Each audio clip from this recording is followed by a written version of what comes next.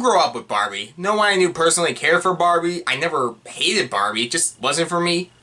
Really? Do I look like someone who wouldn't be into Barbie? Look, that could be just because I'm a guy, but if there was anything from my childhood that kind of formed my opinion of Barbie, there was actually this episode of Sesame Street I had this vague remembrance of. Basically, Baby Bear liked baby dolls, and the purple monster, what was his name? Tully. Totally questioned why a guy would like a girl toy, and he was explained that liking girl stuff or wearing girly clothing doesn't make you a lesser man. People are just into different things, and that message worked for me more as a kid than this does for me as an adult. With that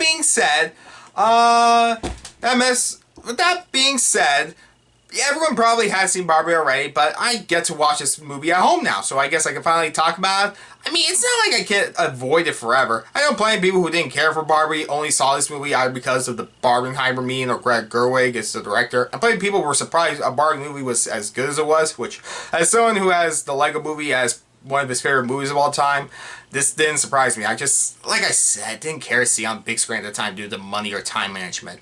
But, you know, people I knew went to go see this. My brother went to go see it with his friends. Even my mother went to go see it with her friends. And she told me she hated it, so that was kind of funny.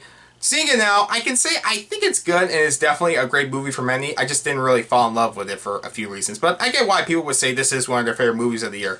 I mean, honestly, without the trailer, I would have had no idea how you would even make a Barbie movie, or at least what it'd be about. The premise is that all seemingly perfect in Barbie world, where the Barbies think the people in the real world live happy lives thanks to them existing somehow. Anyways, stereotypical Barbie, played by perfect casting choice Margot Robbie, enjoys the daily routine of every day being the best day ever when she out of nowhere has dark thoughts and stops being perfect. So to figure out what's going on, she leaves Barbie world as Ken, played by Ryan Gosling, joins her where she learns about how unfair the real world is towards women, and Barbie and Ken's views on how the world works change. I mean, Barbie feels defeated for the unintentional harm she's had on people, while Ken, who feels like he has no meaning without the Barbies, comes back to Barbie world and has the Kens become the dominant gender. Somehow. I think I'm not the only one to ask, like, okay, so there's a thing in the movie where Barbie's told, oh, well, you know, they had no defense for sudden misogyny. I guess. Like, I feel like that's not the same thing as a disease. But anyways, it leads to Barbie and the family who own her, Gloria, played by America Ferrara, and her daughter Sasha, join her to set things right and figure out who she really wants to be. I didn't really know what a Barbie movie could be about, given that I didn't know much about the lore, or I guess, or really what to do with a dress-up doll, but the filmmakers came up with so many creative ways to get the story across.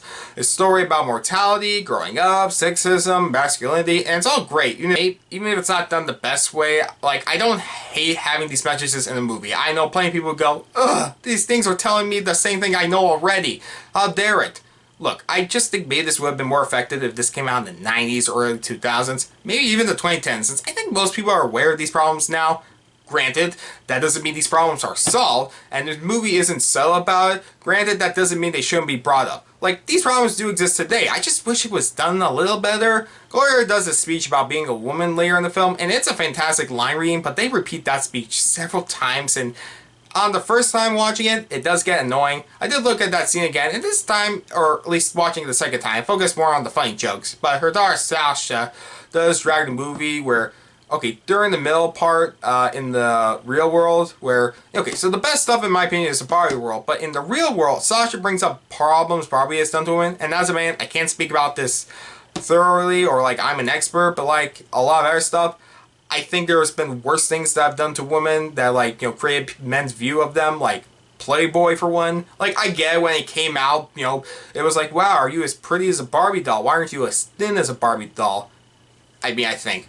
It's just, you know, maybe in retrospect, I feel like there have been plenty of worse things, but if people who do feel mad that, like, you know, they were compared to Barbie, I can't argue with you. That's what you grew up with, and I'm not one to take away what you have to say. I just, you know, maybe it's just because, like I said, the timing, because when I grew up with these ads as a kid, I more so remember the advertising being Barbie can be anything, and less so about the beauty. And this character is the type to complain about everything when she doesn't herself actually have it so bad, but thinks complaining about it makes a difference compared to doing something about it. That's the daughter character, Sasha. It's just, you know, it's the kind of person, it's like, Really? You seem to be mad about how the world works? You seem to have friends and live a pretty good life for yourself. Yeah, but, there are problems in the world, so I deserve to complain about them. It's just that's the kind of character it comes across. With that being said, my main problem is Barbie herself just needed better motivation, in my opinion. She's told her crisis is a two-way street, but if Gloria never messed with her, she wouldn't have cared to change anything. There are no signs she secretly wanted to change. Like, I think doing a montage of her daily routine would have helped. Like, I know that trope is played out, but other than that, I just think it would have, helped at least feel like, yeah, she actually does want this rather than she has to do it. Like, I get it. They also say, change is a part of life. You just have to handle it. But it's like, I kind of wish it was like, if it was a two-way street, she wanted to change too. That's all I have to say. Other than that, I did really enjoy the movie. The comedy at several points made me laugh my ass off, such as the fourth wall jokes, or pretty much anything Ken said, which was my favorite part of the movie. Well, when I say when I saw the trailers, I thought Ryan Gosling looked miserable till I realized watching this movie, that's the point. Like, I think him wanting attention and self-worth was...